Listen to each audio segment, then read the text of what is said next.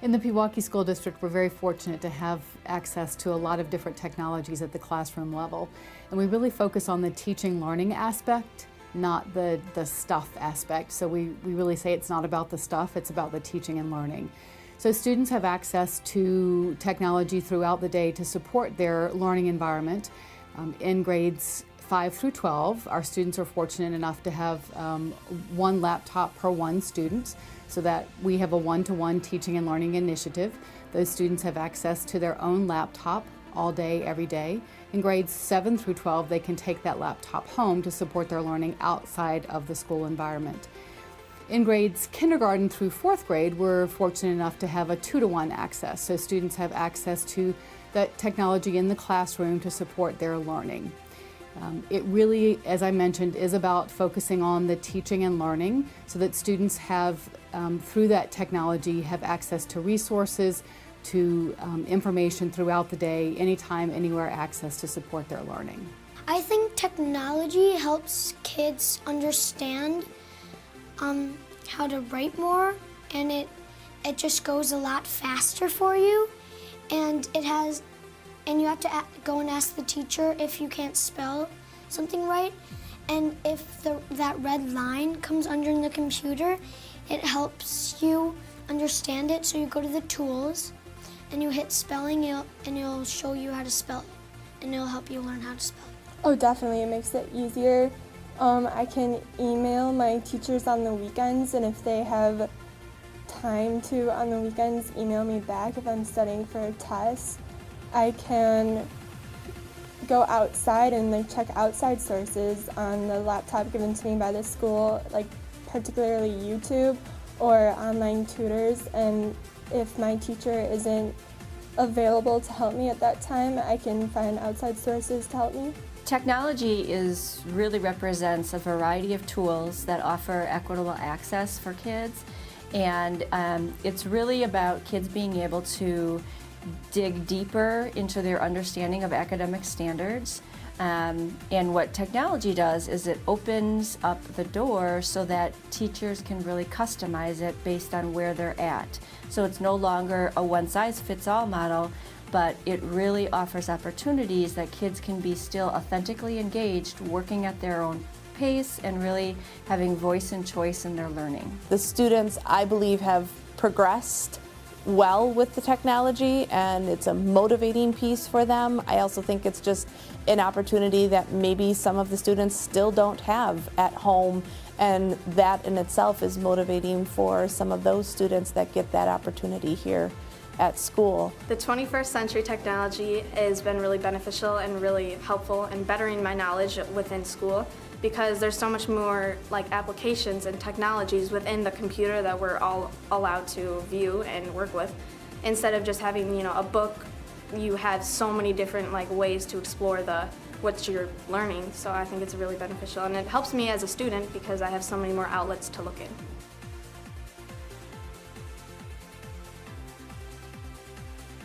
The idea is to help teachers to learn how to use technology, then to further engage their students in learning, and how can they use the technology that we have to provide more engaging lessons, to provide choice for students in how they learn and how they demonstrate their learning. I've found that just putting a laptop in front of a kid and saying, do this simulation, do this tutorial, write this paragraph, isn't necessarily enough guideline and structure that high school students need.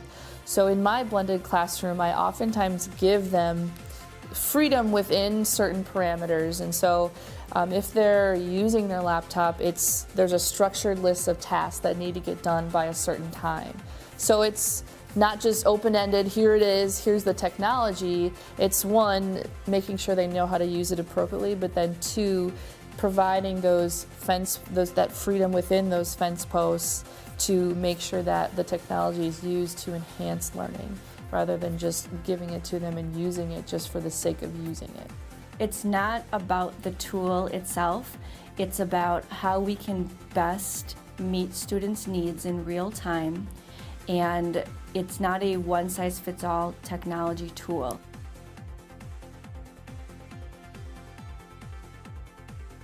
I do think technology helps my children be more independent as learners. I think it motivates them to find out things that they might be curious about, and they know that they can go access that online in the world's largest library. They don't have to wait for mom and dad to have time to take them somewhere to get that information. I got a laptop when I was an 8th grader, and before I could drive, it'd be really hard to meet up with my group mates and like find time outside of school.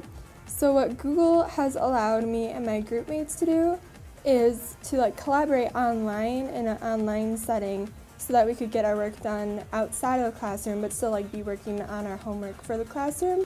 My daughter is very interested in writing, and she came home the other night and just sat down for 3 hours on Google Docs writing a story. And that's something that she wanted to do and wanted to be able to share with other people.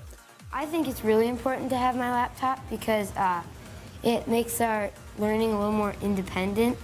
And in math, I like to have it because we do this thing, it's called Mathia. And it's a website where we can learn at our own pace. And so you go through a bunch of units and sections, and then you learn about just all sorts of different things in math.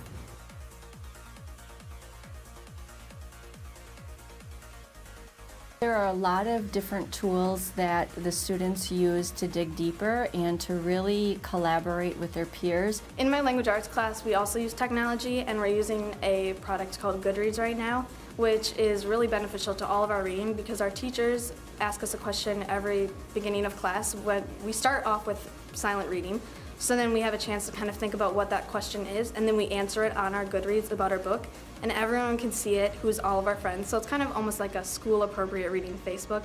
And so we get to submit books to people. You know, if you see that they're reading The Fault in Our Stars, and you're reading a book right now that kind of relates to that, and you think that they'd really like that, you can go to their profile and say, hey, I think you'd like this book, and submit them a book. Or if maybe they're struggling and saying, I don't know the character, you know, I need help with some of the character analysis in this book. You can comment and help them, and you can like statuses.